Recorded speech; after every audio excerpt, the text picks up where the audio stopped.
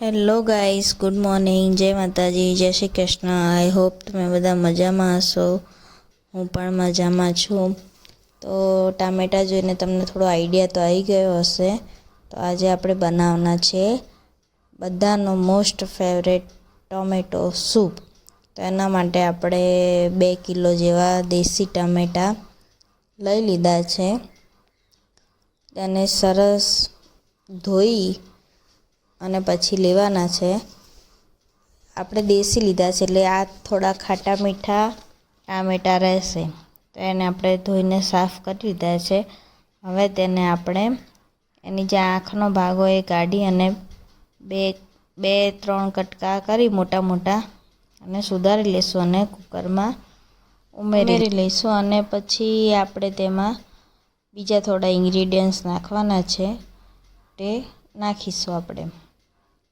તો એમાં છે આપણે 1 ગાજર લીધું છે, લીલી ડુંગળી અને લસણ અને આદું, ધાણા અને ફુદીનો મારી જોડે ફ્રેશ હતો એટલે મેં થોડો સૂકો લીધો છે. અને ધાણાની જે દાંડીઓ આવે છે ને, દાંડીનો ભાગ, તે ઉમેરવાનો છે.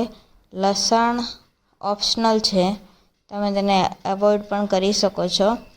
ડુંગળી પણ જો ના ખાતા તો તેને અવોઈડ કરી શકો છો, પણ ડુંગળી તો નાખજો. લસણ ના નાખો તો વાંધો નહીં આવે, પણ ડુંગળી તો નાખજો, એનાથી એનો ટેસ્ટ સારો આવે છે. બારવાળા નાખતા હોય છે. લીલી ના હોય તો તમે સૂકી પણ નાખી શકો છો. આ બધું ઉમેરી આપણે 1 અડધા ગ્લાસ જેટલું પાણી ઉમેરવાનું છે અને એમાં થોડા ખડા મસાલા નાખવાના છે. તેમાં છે લવિંગ, મરી, તજનો ટુકડો અને આ તમાલપત્ર છે અને મીઠું છે. આ બધું આપણે અંદર ઉમેરી દેવાનું છે કે તેનો સ્વાદ પણ અંદર આવી જાય. એટલે 5-6 મરી લેવાના છે, 3-4 લવિંગ, 1 તજનો ટુકડો અને તમાલપત્ર એટલું ઉમેરી અને 1 ચમચી જેવું ઘી ઉમેરી, બટર હોય તો બટર પણ ઉમેરી શકો છો.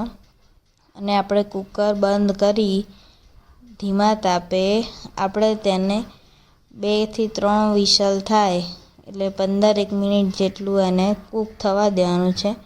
તમે જોઈ શકો છો કે આપણા ટામેટાં એકદમ કૂક થઈ ગયા છે. પછી તેમાંથી તમે આ ખડા મસાલા નીકાળી લેવાના છે.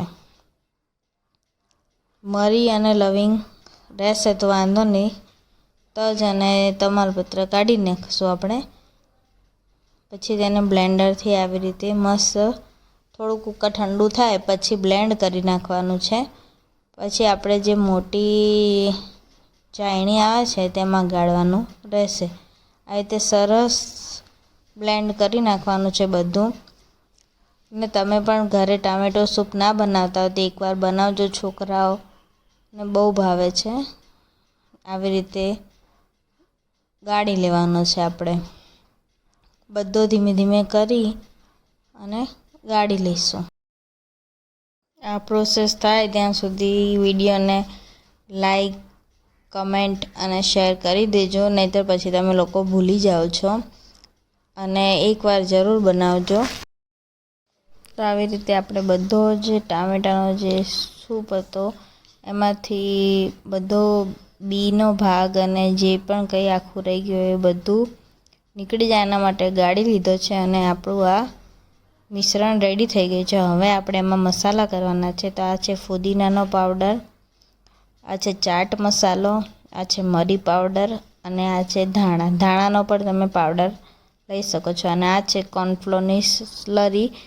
1 ચમચી કોર્નફ્લોર લીધો છે, તેને પાણીમાં આપણે મિક્સ કરી દીધો છે. તમે ના નાખો તો પણ ચાલે છે. આને થોડો બાર જેવું ટેક્સચર લાવવા માટે કોર્નફ્લોરની સ્લરી નાખવાની, તેથી થોડું સૂપ છે તે ઘટ્ટ થઈ જાય એના માટે હોય છે. એના વગર પણ બનાવશો તો પણ સરસ જ લાગશે. આપણે મરી અને ટામેટાનું કોમ્બિનેશન તો બહુ સરસ જ લાગે છે. અંદર બીજા કોઈ વધારાના મસાલા જતા નથી. આપણે મરી, ચાટ મસાલો, ફુદીનાનો પાવડર અને ધાણા એ નાખી દીધું છે. અને આપણા ટેસ્ટ પ્રમાણે આપણે થોડું અંદર મીઠું એડ કરીશું. અને જો ટામેટાં વધારે ખાટા હોય તો તમે 1 ટેબલ સ્પૂન જેટલી તેમાં ખાંડ ઉમેરી દેવાની છે, તેથી તેને ખટાશ બેલેન્સ થઈ જાય. અને જો જરૂર ના હોય તો ખાંડ ઉમેરવાની કોઈ જરૂર નથી.